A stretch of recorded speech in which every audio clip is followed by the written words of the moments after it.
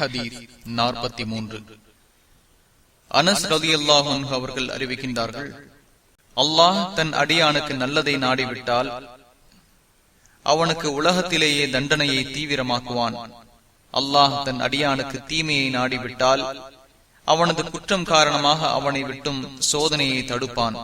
இறுதியில் மறுமை நாளில் அவனுக்கு அதை நிறைவேற்றுவான் என்று நபி ஸல்லல்லாஹு அலைஹி வஸல்லம் அவர்கள் கூறினார்கள். கூலியில் மகத்தானது கடும் சோதனையுடன் உள்ளதாகும்.